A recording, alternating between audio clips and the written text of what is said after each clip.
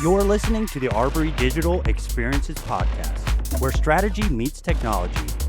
Got a topic suggestion or want to see how Arbery can boost your digital presence? Let's talk. Visit arberydigital.com or find us on LinkedIn. Now, on to today's episode. Welcome to Arbery Digital Experiences. This is episode 21.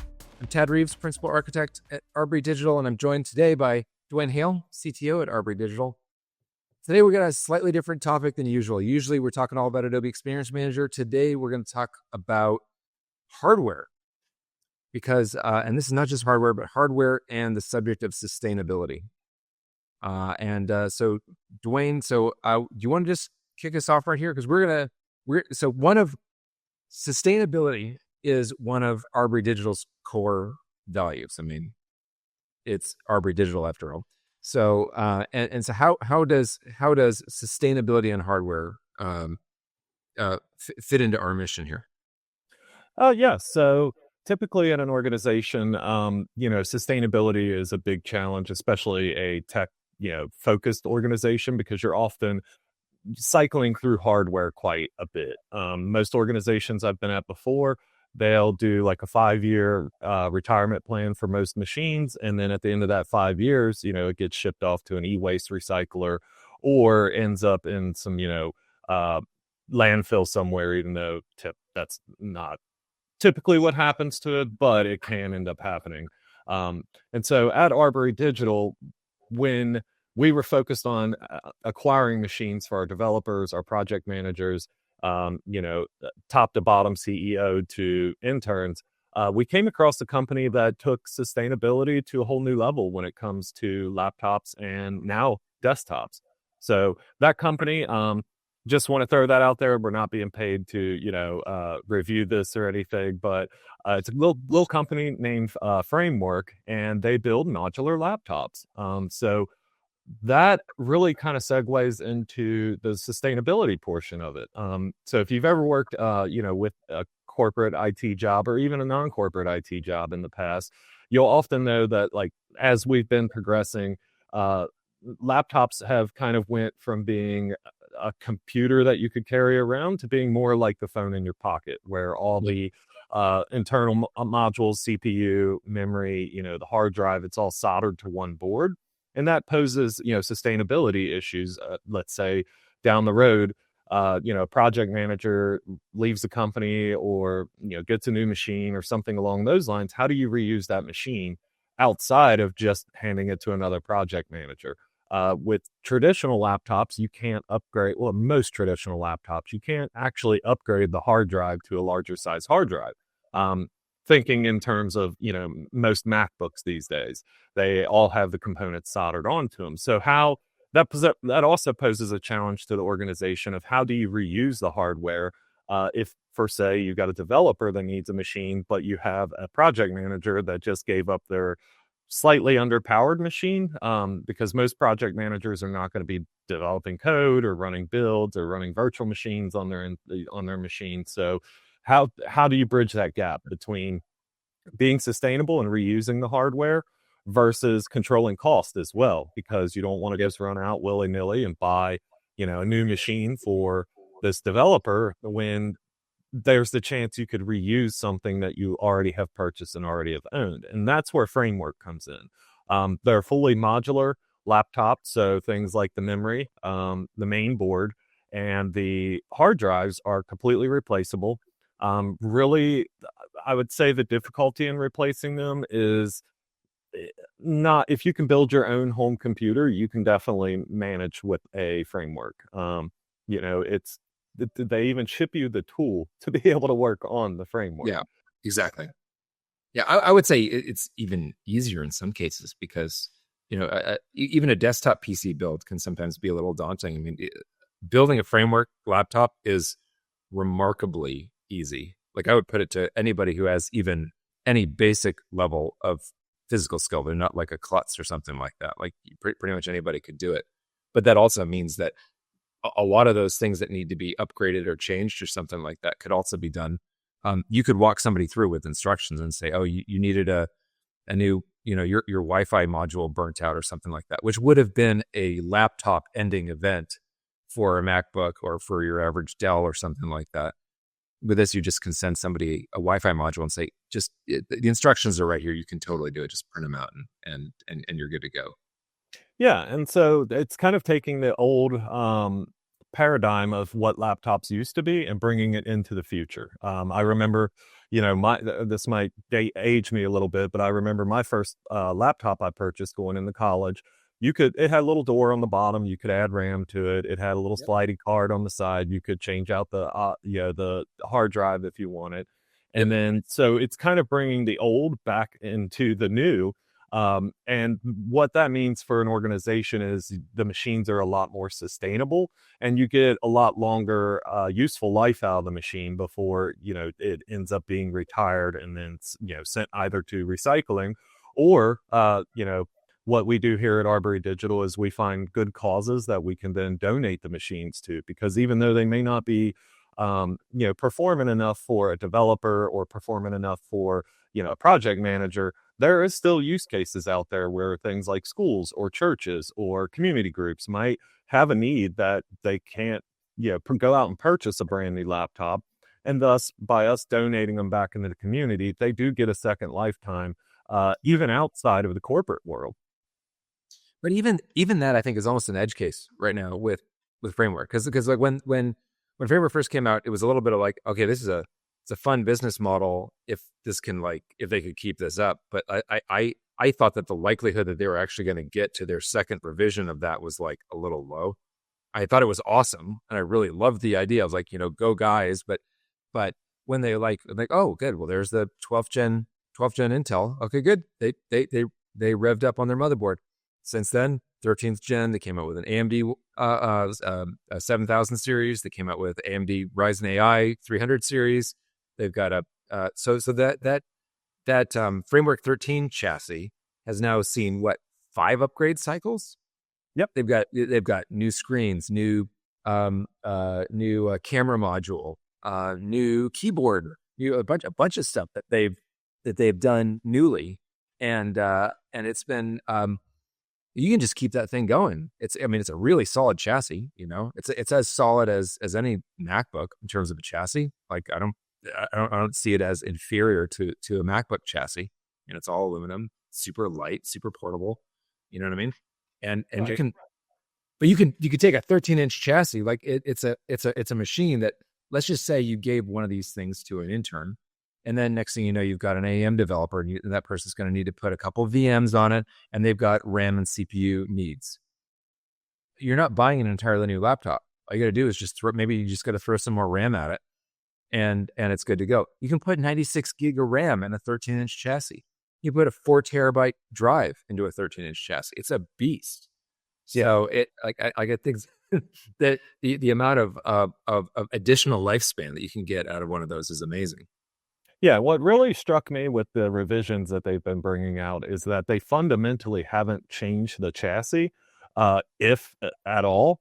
And like you said, you could still, if you really wanted to, buy just the main board separately. Let's say you want to upgrade to the latest and greatest AMD or Intel CPU. You could buy the main board separately, reuse your components as long as they're compatible with the new main board, and be able to essentially have a brand new laptop, but still reuse 90 to 95% of the original laptop that you purchased.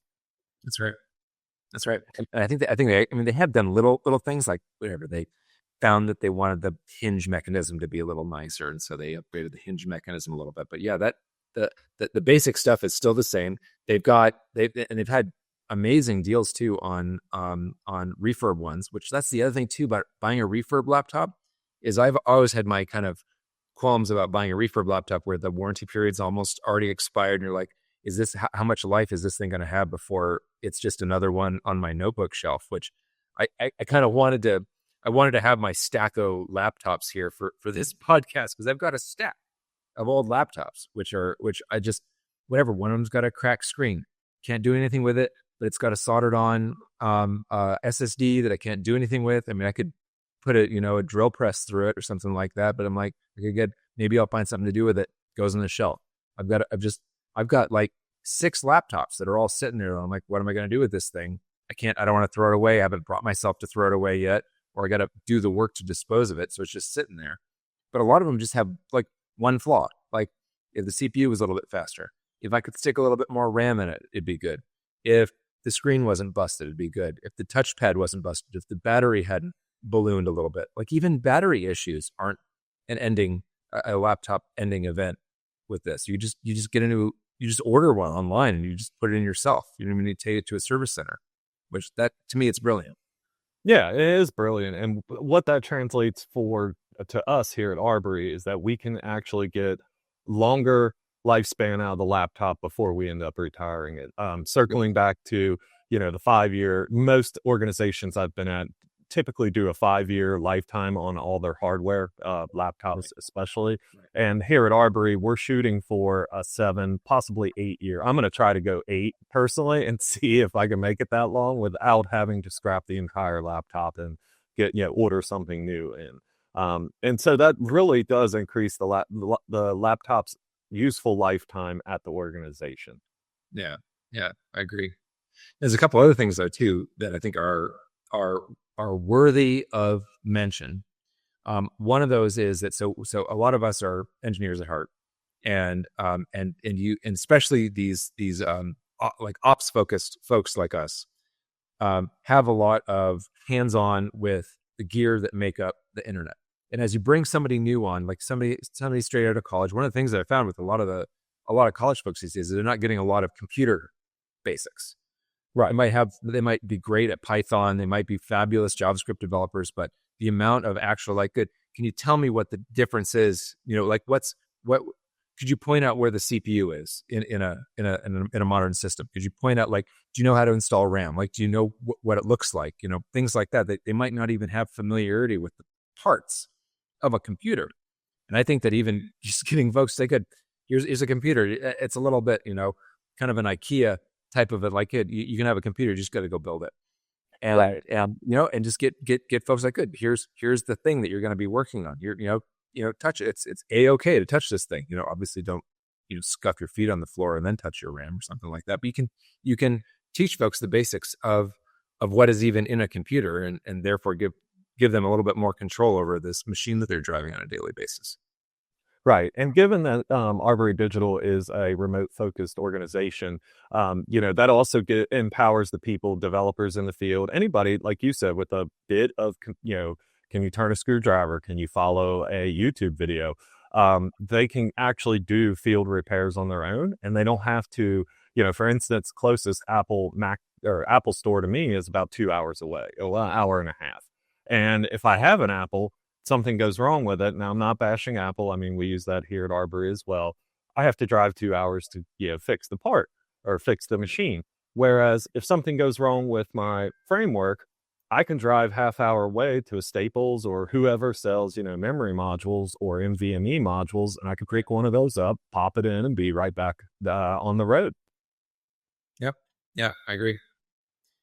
And another item though too is that Linux compatibility is another big deal. Like the fact that because a lot of laptops these days too is like you do a lot of stuff where you might want to have a server running or something like that. The fact that these are all completely Linux compatible out of the box and don't really require anything, you can just and that's the other thing too is that there's such a like hardware nerd community around these machines right now that even if let's see you got a framework 13 and you got to go and so you decided to upgrade the motherboard for a better CPU and so you've got an old motherboard, old RAM, and old storage.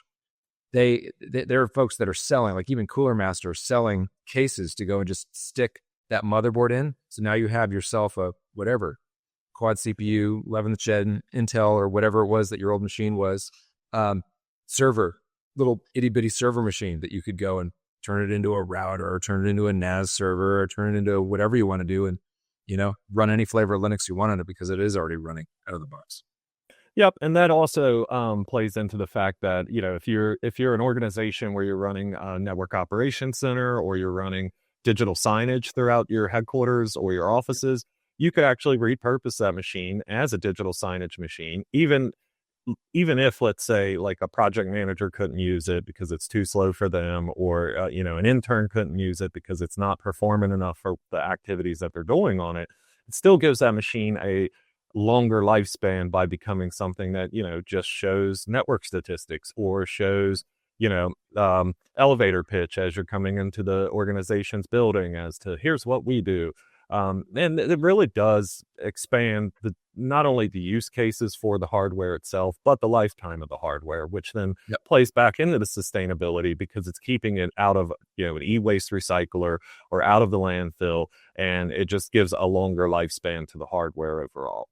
Yeah, exactly. I mean, it makes you wish they'd do something like this for phones, but I don't know. I don't know how close that is on the horizon, because I mean, just some things that are I mean, it is just annoying that the non-repairability of so many modern devices, that the fact that really, like, you get one thing that's amiss with it and you have to chuck it in the trash. I mean, my wife, who most of the work that we've done around here, all this window trim and all this kind of stuff, I mean, she's a woodworker, and so she's used to just making stuff and fixing stuff. And whenever I say, "Oh, sorry, honey, we're just gonna have to get you a new laptop because your screen just went on the fritz." And one of those ones that in my laptop graveyard is hers, and it's got a little crack on the screen. The screen stopped working, and then now it's toast. So I'm like, "You gotta buy new." She's like, "Can't you replace the screen?" I'm like, I mean, I could order one from HP, and it's going to be whatever. It's going to be $1,600 to get this thing here, and like, why would like it? And then I have to take the entire thing apart because it's $1,600 because you have to replace the entire lid of the laptop. There's no such thing as replacing the screen. If you watch some of that, so the Framework 12 that just came out is a touchscreen framework that is made.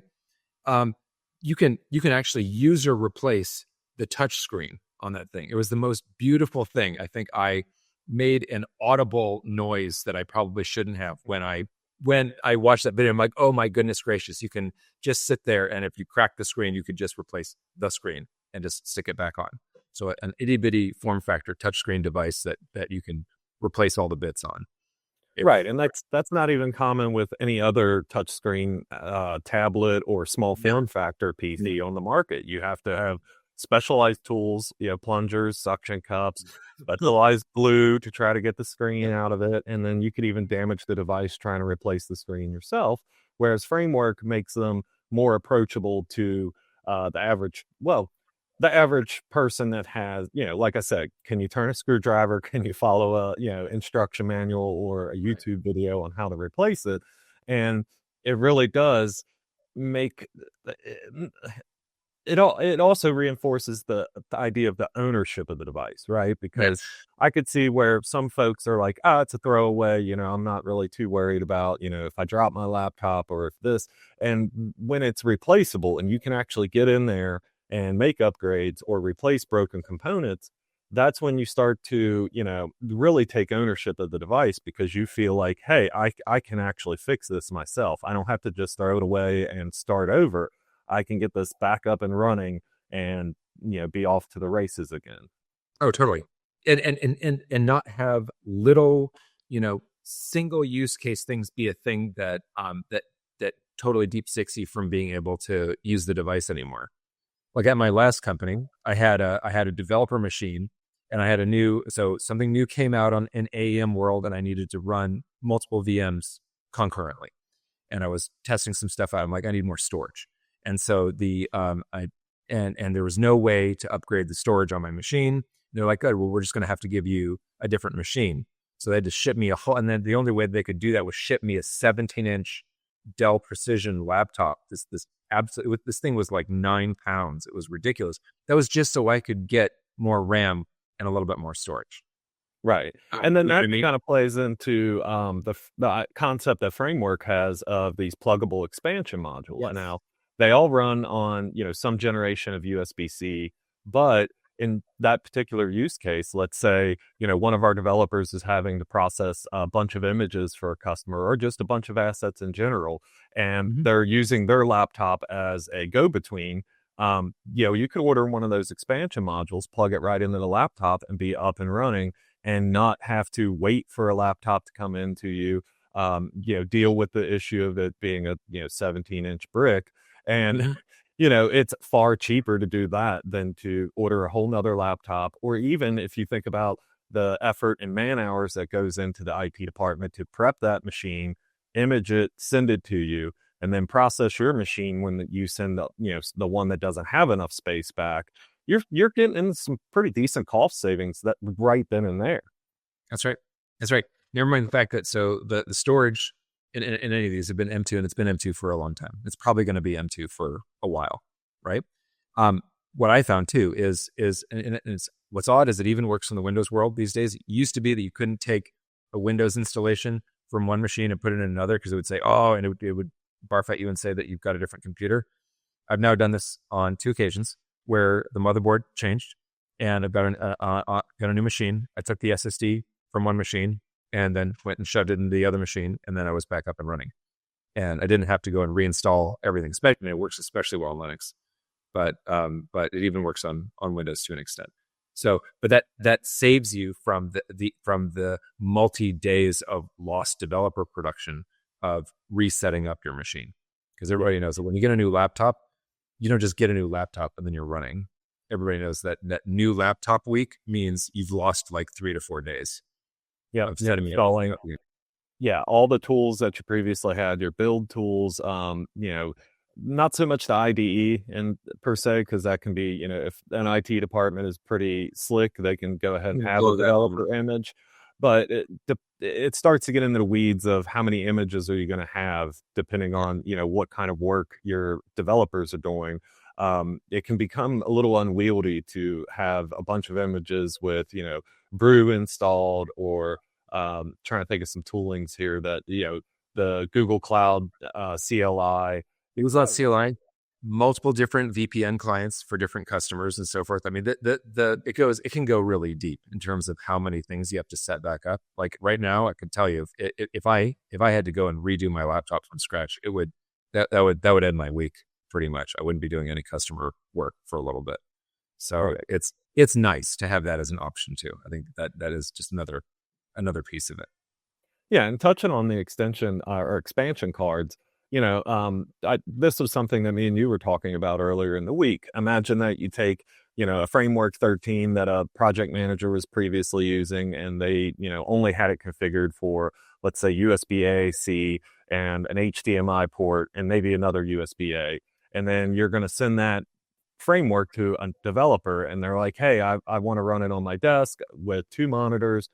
Instead of having to go and buy or pull a different machine out of inventory that actually has 2 video outputs, or the flip side of that is purchasing some sort of dock device that will then multiplex, your monitors to 2 different monitors. You could just go into your pile of expansion cards, pop a, HDMI in there, and out the door you go. That's right. I mean, even some of those, I don't know if you price those Dell docking stations too. Like some of those are not particularly cheap. Right. They're like $400 just for one of those things. So, and that's just to get you a couple of these ports that you want. So right. To just have that, just which are the ones that you want? Oh, you want these ones? Oh, do you want these ones for this trip? So that way you don't even have to take a station or dongles and stuff like that along with you. It is nice.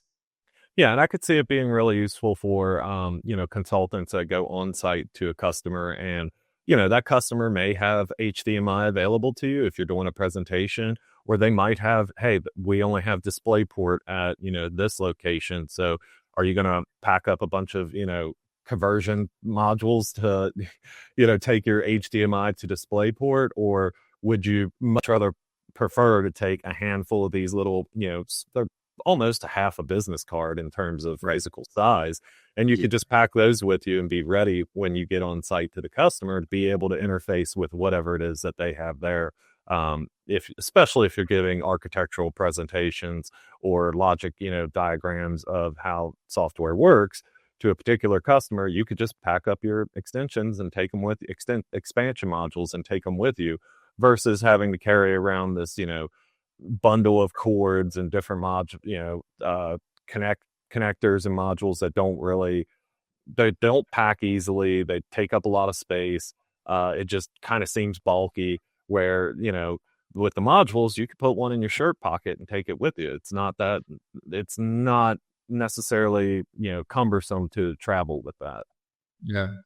And I think I think it's just the whole idea of making it cool to not have to always get an entirely new laptop, to just kind of make it kind of, it's, to me, it's almost like, it's a little bit like, so like I do a lot of mountain biking, right? And some people like get all excited about new bike day, but for me, it's things like new brakes day, or, new derailleur day, that also gets me excited. I'm like, oh, well, I'll get to notice this one neat thing about this and be able to have my bike for a really long time.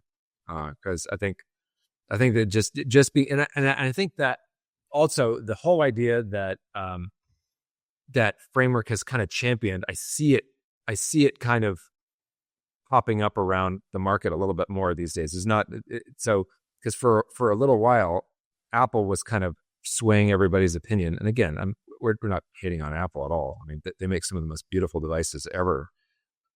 But some of the design decisions of sacrificing everything on the altar of thinness is that's a decision I don't necessarily agree with. Like I was a big fan of their old school, like their old school G5 cases and stuff like that. Like, I don't know if you ever used one of those, but I used to work in a design shop that had a whole ton of those. So that was one of the most beautiful cases that was ever made ever. And yeah, all aluminum cheese grater. Buddy, that was great. But the fact that you're buying an appliance these days that is simply, when any portion of that appliance breaks, there's nothing you can do besides get a new appliance, which is a great profit model, but it's not. It's just it's sad otherwise. And the purported benefit of being thin, like I can't remember the last time I was typing on my laptop and saying, I love this thing, I just wish it was thinner. Yeah, like, that's never really, even traveling with it, I've never been, I've never been like, this thing is too, cumbersome. And going back to your point, I used MacBook Pro in two different organizations over the course of, better part of 10 years. So I did come from that background of, I'm a developer, or I'm an ops person. I'm going to use a MacBook because it provides, a terminal and some Unix tools, Linux-like tools. But never once was I like, man, I really wish this screen was just a little bit thinner. And, I really wish this, MacBook Pro was just, a couple millimeters smaller. And it was actually refreshing switching to the framework. And then I personally, switched to Linux because that's the world we live in. For most of our customers, they run some version of Linux. So it really made sense to just go ahead and make the jump and, use the operating system that is most like what my customer gear is going to be like. Yeah, that is the thing too. In our, not everybody's like that, and there's some of our team even that just they're very used to the Mac world, and they've got all their setup on that, and we'll accommodate and say, good, you want a Mac, you can have a Mac. But and how do you recommend handling things like that for folks that do want to be in that Mac world? What's the direction that you've been leaning? So at Arbery, we tend to trend towards buying refurbished Macs just because you can get them at a little bit cheaper price, and that, again, it's more sustainable than just purchasing one outright. And they're not typically too far behind what the current offering is, especially, you can sometimes get basically what is current generation, and it had, a cracked screen and it got sent back to Apple and replaced, and you can get it, $500 to $600 off what the normal cost of a MacBook would be. And you're essentially reusing something that was already sold once and was already built once. We had that discussion recently about just the sheer amount of resources that go into building laptops and the energy usage that goes in at the factories that build them. It just makes sense to try to get something that's been, refurbished by Apple, especially because I don't know if you've ever bought a refurbished Apple product, but they are pretty much the top tier of refurbished products. I've had some other, vendors where you get a refurbished laptop and it's kind of like you said, it's towards the end of the warranty, and you're like, is this a chance I'm willing to take? And with the Apple refurbished hardware, it is very much the top of the tier when it comes to refurbished. Yeah. But still, I think that the goal that I would hope that companies would ascribe to is this whole that being able to not just treat these things that we are going to use, we're going to keep using this form factor for a while. So to be able to have this be repairable is huge. To make it just not just a disposable object that you're just going to buy a new one every 3 years or something like that. That you're just kind of just renting the device that you're using because you never really own it. Because like you brought this up too, is like actually owning the device that you like really, it is yours. I mean, that's the other thing. I saw this great comic the other day. It was basically just somebody saying, well, the great thing about a framework is that you don't have to leave behind all of the stickers that you put on the lid when you need a new gear. You could literally just put the new guts in and keep all your stickers on the laptop. So yep.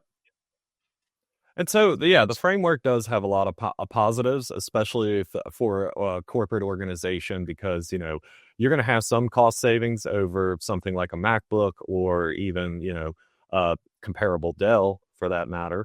But then you have that sustainability and the longevity of the device that really makes an impact to an IT department's bottom line, because you can get more years of useful life out of it for a lower cost. Well, when lower cost is relative, when I mean lower cost is, to your point earlier, if you give, intern a framework with 8 gigs of RAM and, a terabyte drive, and then later they convert to a full-time developer, or, you hire a full-time developer, you can just order in more memory. You don't have to order in a whole new, machine.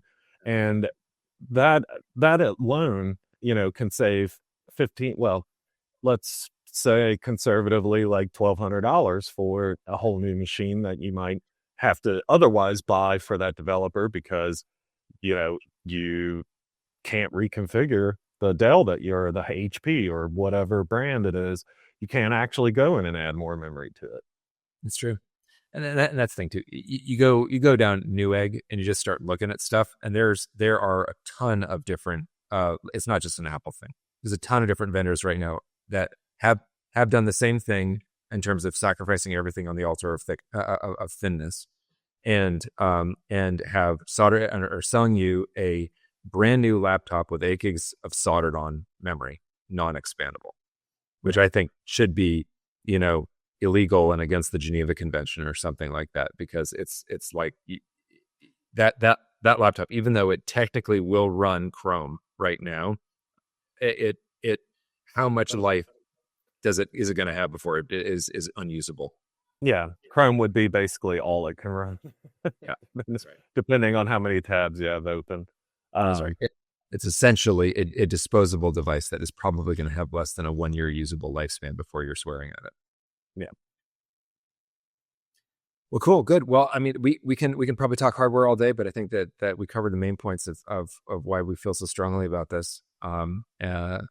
Thanks for coming on there, Dwayne. Yeah. And one last note for the Windows users out there. I know we talked a lot about Linux and Mac OS. Frameworks are compatible with Windows 11. So, for instance, we had an intern come in. He never really was a big Mac guy. Sort of curious about Linux, but never had used it before. And he's like, hey, I'm fine with Windows 11. If you guys can get something that runs Windows 11, that'd be fine for me. So we ordered him one in with Windows 11, not pre-installed. Of course, we had to install it, and actually, you can get them where they're right out of the box, ready to run. Yeah. But we typically order the DIY kit because it's a little bit cheaper, not much. I mean, $50, maybe $100, maybe.